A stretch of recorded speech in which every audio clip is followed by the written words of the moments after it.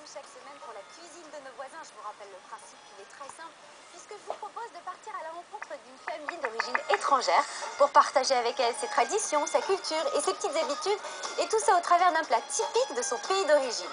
Aujourd'hui, cap sur Fontenay-sous-Bois pour une fricassée de légumes aux saveurs indiennes. C'est la cuisine de nos voisins.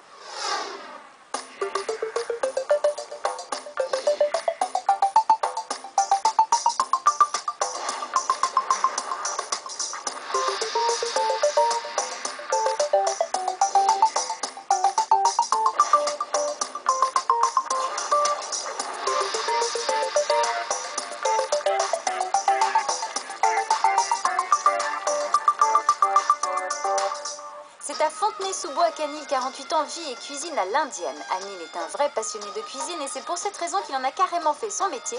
Il est photographe culinaire mais donne aussi des cours de cuisine indienne. Père de 2 filles, il adore leur préparer de bons petits plats. Fontenay-sous-Bois compte une faible communauté indienne de moins de 1000 personnes environ, mais en France ce sont plus de 10 000 Français d'origine indienne qui y vivent. Pour mieux nous présenter son pays d'origine et ses traditions, Anil va donc nous apprendre à cuisiner une fricassée de légumes royale.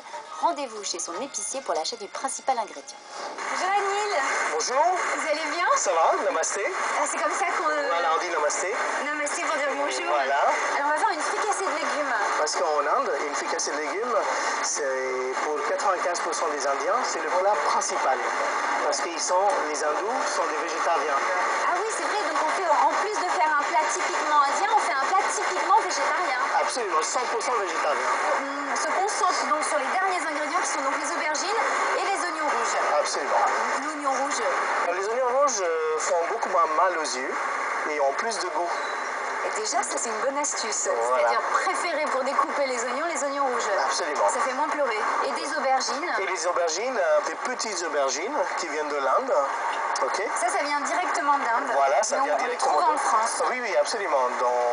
Dans beaucoup de grandes surfaces, on peut les trouver dans les rayons produits exotiques. Les grosses aubergines ont beaucoup plus d'eau et les petites aubergines ont beaucoup plus de goût. On peut remplacer par des grosses aubergines qu'on trouve partout.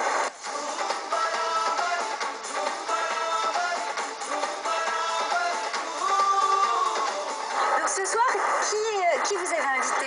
Ma fille. Ouais. Et puis j'ai des amis qui vont venir avec 3 petits-enfants. Parce qu'on imagine que la cuisine indienne, c'est quand même une cuisine très épicée. C'est une cuisine épicée, mais c'est pas une cuisine pimentée. Pimentée. Et il faut Donc, faire la différence, c'est absolument. ça. Alors, C'est super beau, vous avez une chance incroyable. absolument. Vous en avez conscience. Oui, absolument. Alors en fait, c'est un atelier de cuisine. On sent le professionnel quand même. Oui, c'est un atelier En fait, vous avez votre bureau, parce que la cuisine, quelque part, c'est votre bureau à la maison. Oui, c'est un studio photo, un atelier de cuisine et la maison au premier étage. Eh bien, je sens qu'on va se régaler et passer une bonne journée. On va commencer par quelque chose d'indispensable, c'est vraiment faire un état des lieux de tout ce qu'il nous faut, et il nous faut des choses. Mais est-ce qu'on peut quand même préciser que tout ce qu'on a là, on peut le trouver en France et dans un supermarché? Exactement. Alors qu'est-ce qu'il faut? Alors, on va commencer avec des ingrédients. Voilà, Donc, on a des carottes, des aubergines, des oignons rouges, on a des pommes de terre, ouais, citron, l'ail, le gingembre, les petits pois verts et les haricots rouges. et de l'huile, L'huile végétale. Donc là, c'est les épices. C'est un festival de senteurs et de couleurs. Ça va être plus dur là. Je vais essayer. Donc du curcuma, du piment, Voilà. du thym, des graines de moutarde noire, de la cannelle, du sel, du cumin, On sait que c'est anticancérigène. anticancérigène, Et puis, on sait que le cumin, ça aide pour la digestion. cardamome. Voilà. Et c'est le meilleur aphrodisiaque sur cette terre.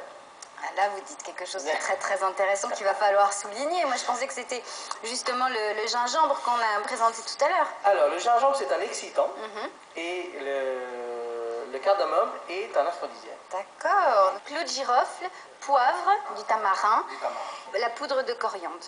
Et là, notre star pour ce soir, c'est le garam masala.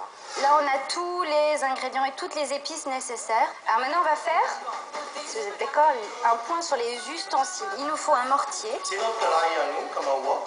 Oui, c'est un wok. Comme un wok. Si on n'a pas de wok, on peut faire ça dans une Dans une grande casserole, casserole, absolument. une balance. Pour faire le jus. Un pressoir. Voilà, un pressoir. Pour mesurer l'eau, Oui. pour ne pas tromper. Ok. Une spatule. Et une spatule, très bien. Merci. Une planche de travail Voilà, pour pour découper, couper. donc une planche de bois. Voilà. Quelque chose pour éplucher les légumes. Une petite cuillère pour servir. Voilà. Et un couteau. Et un couteau de chef. Et là, on a tout. On a tout.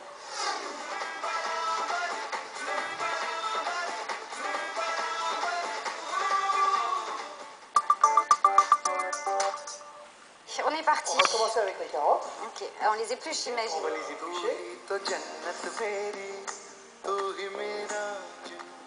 Alors maintenant, les pommes de terre.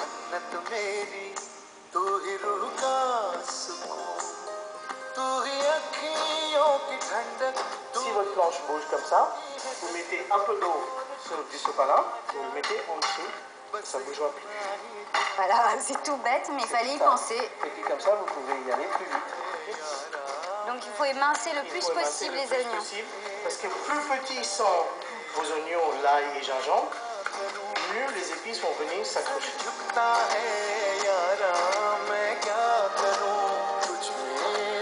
Alors on passe au gingembre, moi j'ai toujours pas fini mes carottes, mais D'accord. très très fin, Très très fin. très très effilé. Voilà. Et la même chose pour tout.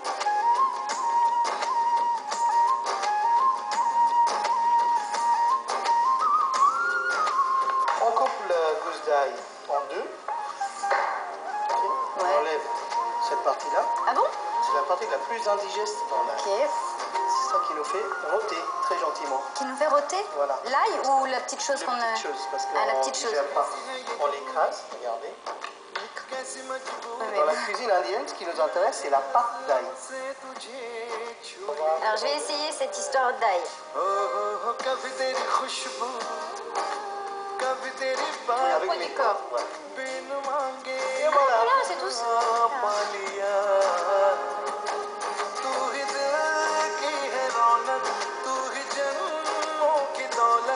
Plus c'est petit, j'ai compris, plus ça a de goût. Voilà. Parce que les épices s'accrochent et parce que tout se mélange beaucoup plus. Absolument. C'est ça. En Voilà. fait, ça crée plus d'énergie.